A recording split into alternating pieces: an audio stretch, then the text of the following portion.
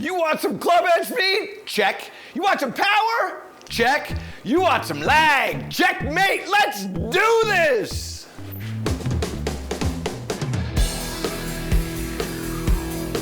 A New Breed of Golf with Michael Breed. Welcome to A New Breed of Golf. I'm Michael Breed. So excited you could join me again in front of the Microsoft Surface Hub. And we're going to be looking at a golf swing here with the sole intent of helping you gain something that you're really desperately needing. Lag, power. Boski sent in his video, and I tell you, you want me to look at your swings, you want me to help you out with your game, make sure you get your swing to me, and you can do that in a couple different ways. On Twitter, I'm at Michael Breed, and also you can email me at anewbreedofgolf@michaelbreed.com. I'll take your swing, I'll look at it, put it up here, give you the breakdown, get you to understand what you need to do to improve. So now, we look at Boski here. Let's take a little peek at this motion because it's a really good swing. Great setup, good waggling going on. Really good full turn, great balance in here. One of the things that happens to Boski is that he takes the club back and he makes a beautiful turn behind the ball. Shoulders are rotating, good width in the arms and hands. And what I love about this is he's starting the downswing before the backswing is finished. So you can see the lower body starting to move before the club is finished. This is a great way to create lag or potential speed by going forward with the lower body while the upper body is still going backwards. That's excellent. Really good job. Here's the problem. As he starts to come down, the body starts to jump up into the air. Watch how his head is moving up into the air here. You can see that. In fact, if I draw a little line across the top of his head here and we start to go, you can see how he jumps up in there. And the reason why he's doing that is because his right elbow is pinned on his body. So right here, his elbow is pinned. He's stuck back in here. And then when he starts to go this next frame, now he's starting to chuck the club. And he gets a little bit pinned in here and doesn't have that extension. Look at how the lower body is still facing the golf ball there. We got to make sure that he continues to go through. Now, how are we going to learn how to do this?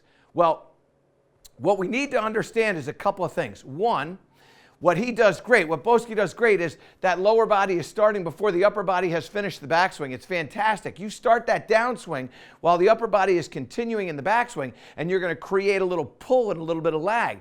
But the problem is that elbow's getting pinned. It's not getting in front of the rib cage. How do we teach ourselves how to do this? A couple of different ways. One, you're going to get yourself a towel. You're going to hold this towel by the two ends, and then you're going to fold your elbow underneath so that it's bent. So you can see my left hand is pulling this across. I've got a nice bend in the right arm.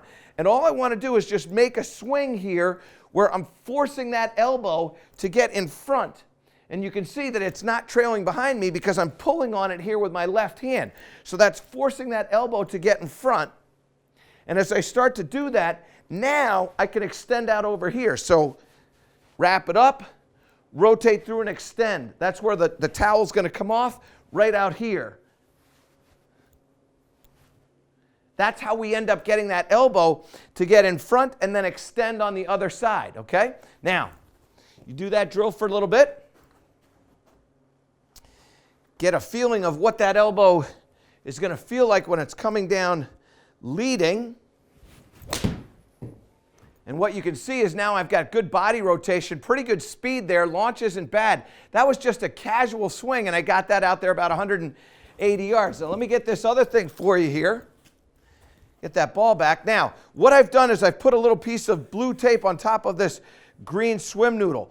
What I want to do, and this camera 2 is a beautiful shot, when I come through, I want to make a backswing where that blue line is facing up. And then when I come through, I want to take that blue line and make it disappear on this angle here and make that blue line face back there. So when I do this with my right hand only and I go back and then I go through, now my elbow has the space in here and I'm doing this without that towel. Now I'm going in here and that's excellent. If we go to a camera 3 shot, this will be even better because you can see the blue there. And now it's all green. You don't see any of the blue because that elbow is leading. So now we get a little feel for that. Put that in here, get this feeling of that elbow leading just the way we want. That's going to get that club to lag behind us. And what we're going to get is we're going to get good body rotation, a really good strike. That club head's going to be hanging behind the handle, and when that's doing that, it's going to give you a little bit more power, a little bit more lag, a little bit more distance. But that's not the final thing. I want to give you one more little tip here that's going to help you really gain a lot more speed. It has to do with what we're doing with the wrists. One of my favorite drills that I do and one of my favorite drills that I give my students, I'm going to share that drill with you next on A New Breed of Golf. We'll be back.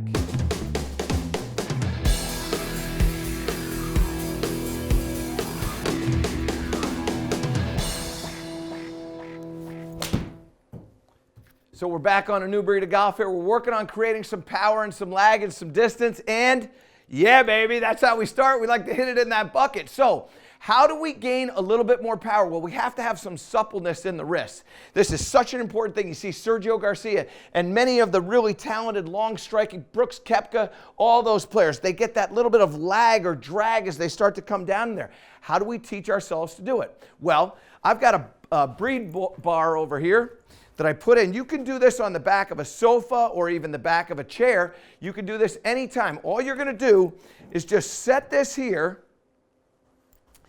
put the shaft on that bar at about halfway in the shaft, and then just drag it. Just get used to dragging it. And you're going to go from what would be about a 135-degree angle to about a 90-degree angle. You get a feel for this and then start to come off. And what you're going to feel is you're going to feel your lower body moving, but most importantly, you're going to feel the relaxedness, the ability for these wrists to set in the downswing. And when they set in the downswing, now we're creating a whipping going on in that club. So now I come over here, and now I'm going to just do a little whipping with this here. So we're going to feel a little bit of width in the backswing, not a lot of wrist set, and then all that wrist set's happening in the downswing. And all of a sudden what we're going to get is we're going to get a really good follow through, and we're going to get some speed.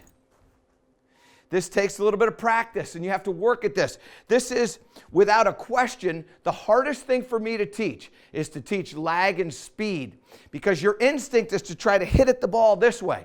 And you start to come down and you go like this. Now all of a sudden you've lost all that power. You start putting a hole in your glove. Maybe you're wearing out the grip on your golf club. We've got to make sure that we're getting a little bit of that lag in the downswing.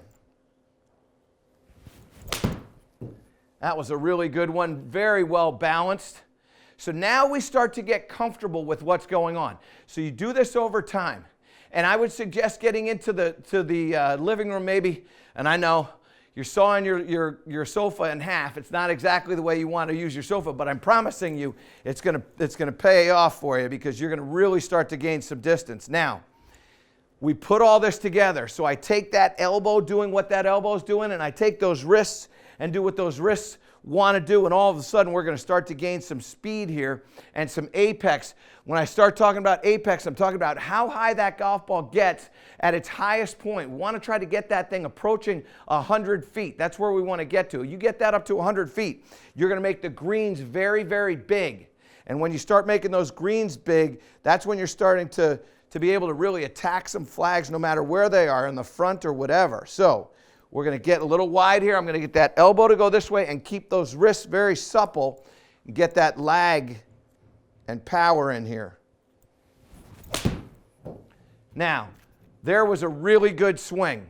In fact, that was phenomenal. So let's come on over here to the big board and see what happened there, all right? First of all, distance went way up. I got that ball to carry about 186 yards. It only rolled out 2 yards.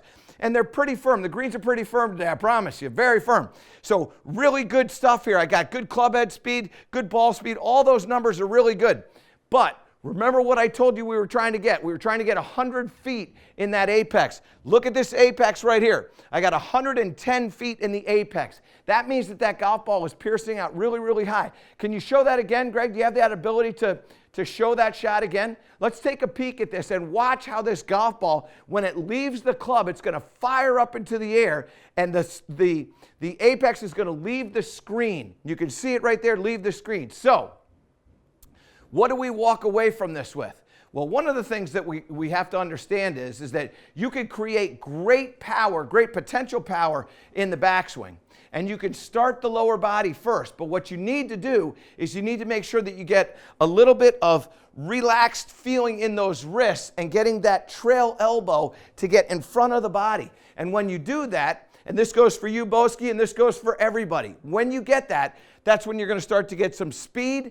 That's when you're going to start to get some distance, some lag, and most importantly, you're going to start to get some apex.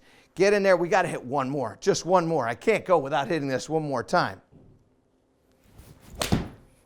And another really good strike. Again, that one there up about 106 feet in that apex and over that bucket that we aim at. So that's what I want you to pay attention to. Make sure those wrists get a little bit comfortable. Let them lag in the downswing. Make sure that trail elbow is getting in front. When you do that, you're going to gain distance, you're going to gain power, and more than anything else, you're going to be smiling because everybody's going to be looking at the backs of those shoes because you're going to be in front of them hitting shorter clubs into the greens. Thanks so much for watching A New Breed of Golf. I'm Michael Breed. We'll see you next time.